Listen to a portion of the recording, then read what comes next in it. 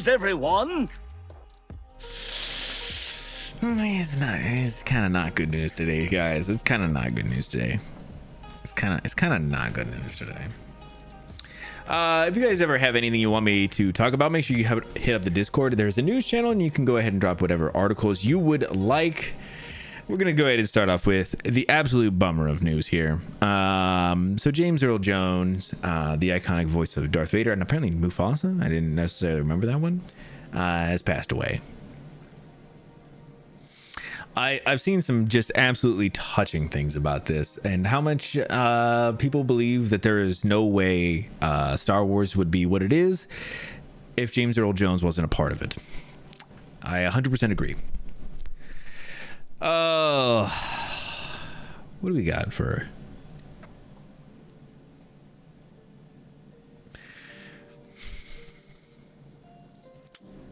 Thulsa Doom from Conan the Barbarian too. Damn. Yeah, super sad. His voice is what made Darth Vader, right? Yeah, and I think people just talk about that Star Wars wouldn't be what it is, and that character obviously would be not anything of what it is. But so let me go ahead and get into this article by Alex Stedman. James Earl Jones, the distinguished actor and EGOT winner who provided the iconic voice of Darth Vader in Star Wars and Mufasa in The Lion King, died Monday morning at the age of 93. Jones made his feature film debut in Stanley Kubrick's 1964 classic Dr. Strangelove and would go on to rack up more than 80 movie credits. Some of the most notable include Conan the Barbarian, Matwan, Coming to America, Field of Dreams, The Hunt for Red October, and The Sandlot. It was a post-production decision too. Yeah, and it's one of those ones that it'll always go down in you know, it already has, but it'll even more so now. But I had found an article right around the same time that kind of did some that had some people from, you know, around the internet and everything, celebrities and stuff who had worked with him, kind of mourning and everything as well. And I thought this was kind of a nice way to kind of do a little send off here. So this is also by Alex Stedman. I assume he just got everything together. So Mark Hamill, of course, tweeted and R.I.P. Dad, which is, I mean, so sad. The Empire State Building, I mean, they light up you know, for lots of different events, but this is so cool. They're doing the side of the building and everything. MLB, RIP, James Earl Jones, the legendary actor who memorably appeared in the iconic baseball movie Field of Dreams and The Sandlot. James gave a moving recitation of our national anthem at the 1993 MLB All-Star Game in Baltimore. The Simpsons.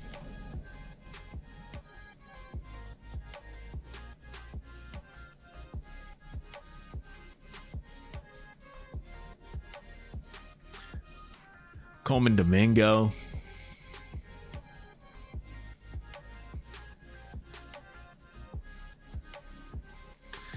And of course Disney's getting in on this, of course.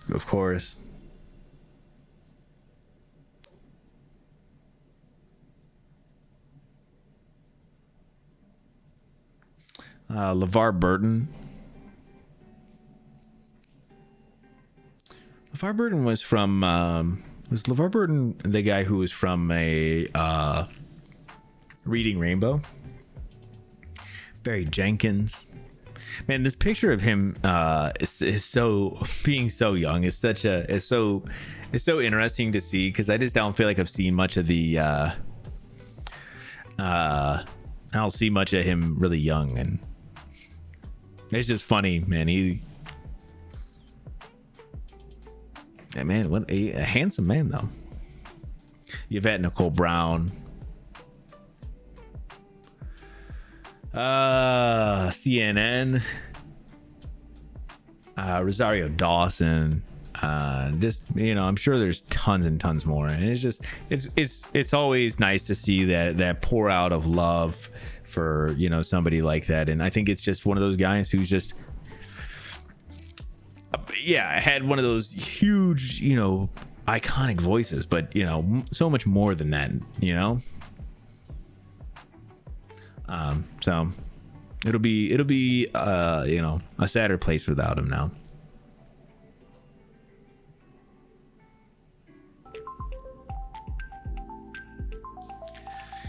Yeah, let's go ahead and let's jump into this next one. I believe most of the rest of this is going to be, well, let's do this one first, because then we'll kind of stack all the PlayStation ones all together and it'll just be easier.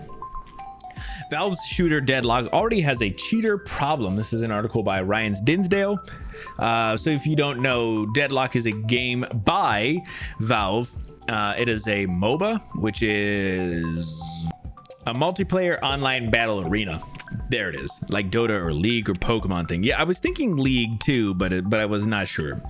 So yeah, kind of a Dota or League of Legends type game.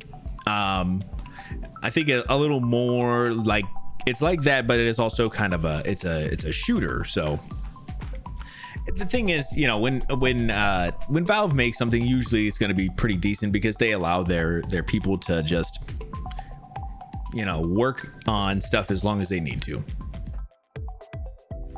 But so they've had this new shooter called Deadlock, and it's been in alpha for a long time, and the only people who can play it are people who got invited, and then I think those people can invite more people, from what I understood.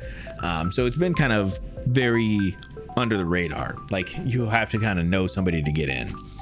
But apparently there is a little bit of a cheating problem already, with clips posted online showing players curving bullets around walls, automatically targeting enemies, and more. As reported by 80 Level, Reddit user Mint Doe posted a game replay which appears to show a myriad of cheaters participating in Deadlock match. The clip opens with the accused perfectly timing a jump to avoid an unseen lightning ball before opening fire immediately upon a wall where an opponent emerges from.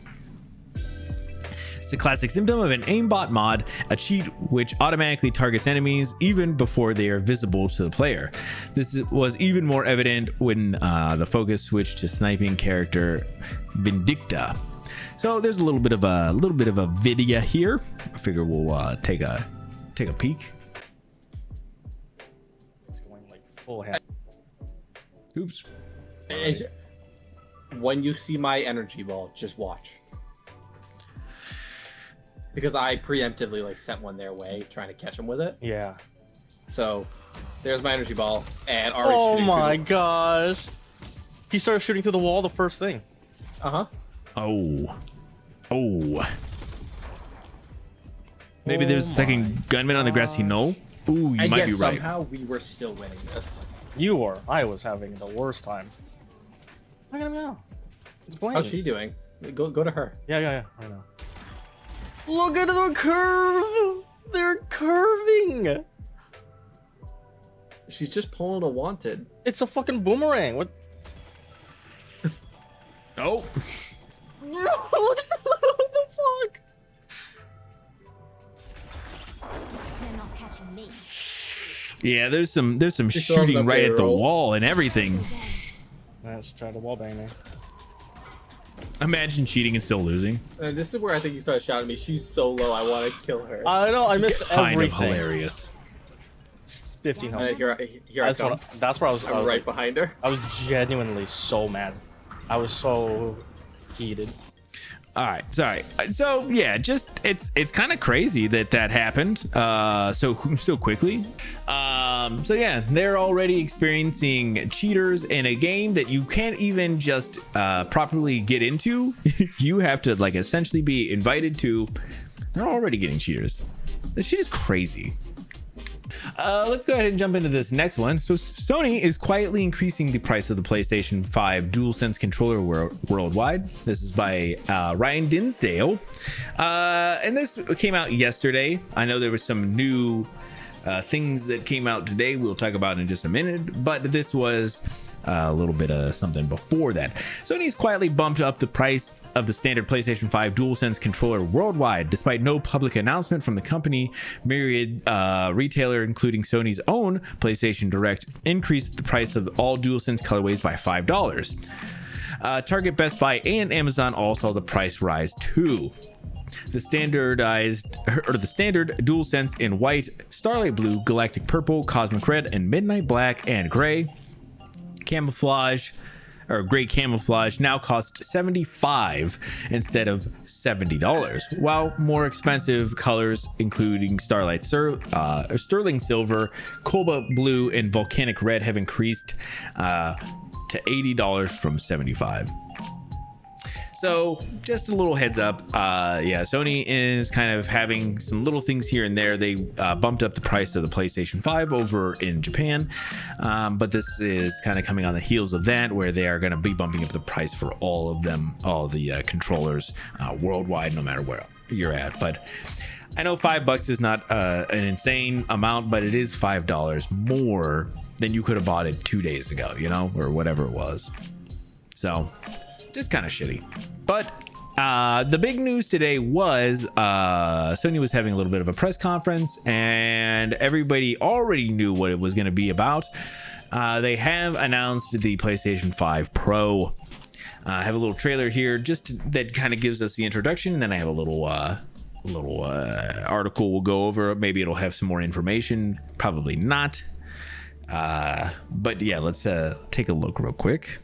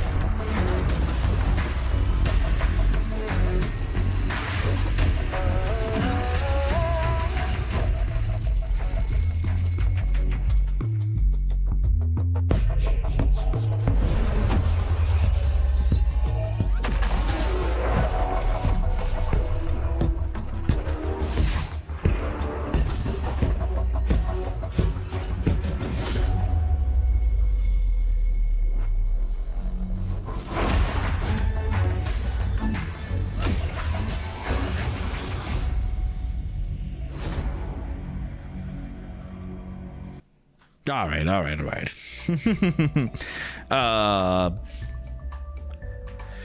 So yes, they showed off the new PlayStation 5.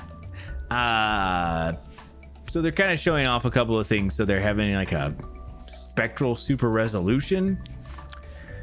I don't know what the fuck this is supposed to. I was trying to guess what like all their different things they were kind of marketing this with. And this seems like they're just saying that better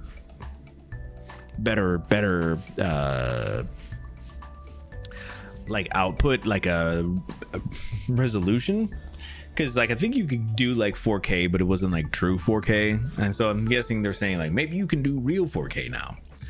And then what else did they do? What else did they talk about? Oh, high frame rates, cool. Only 120, which is. I mean, it's not bad. It's better than 60, you know? And then what was the other one that the advanced ray tracing, which is not even like a thing. It's just probably better like ray tracing, but it handles it better. So I was like, all right, they just have a couple of things that they want to like, hey, we got advanced ray tracing.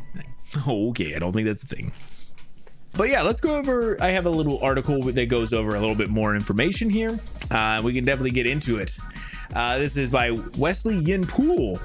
Sony has finally announced the worst kept secret in video games, the PlayStation 5 Pro. It costs $700 and does not come with a disc drive and launches this November. Wow, they really just came in hard with those ones. PS5 lead architect Mark Cerny confirmed the mid-gen refresh during a PS5 technical presentation in which he said the new console lets Sony give players the high frame rates they prefer. The GPU is much larger, ray tracing is improved, and there's custom hardware for machine learning. Oh, machine learning, which is PlayStation's spectral super resolution. So they're using some kind of like AI upscaling then. That's what it is. Which can be okay at times, but not great. Not normally as good as just straight better resolution. Being able to run at a higher resolution. Design-wise, the PS5 Pro lines up with what the leaks information and images had recently hit the internet.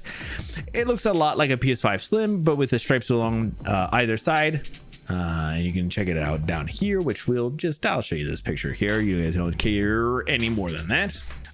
Okay, so then there was also a little bit of an an outline.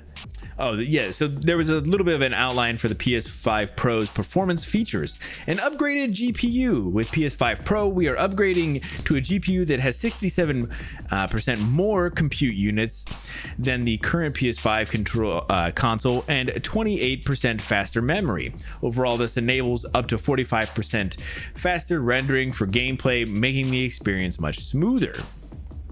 Advanced ray tracing. We've added even more powerful ray tracing that provides more dynamic reflections and refractions of light. This allows the rays to be cast at double and at times triple the speed of the current PS5 console.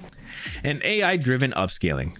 We're also introducing PlayStation Spectral Super Resolution, stupid ass name, an AI-driven upscaler that uses a machine learning-based technology to provide super sharp image clarity by adding an extraordinary amount of detail.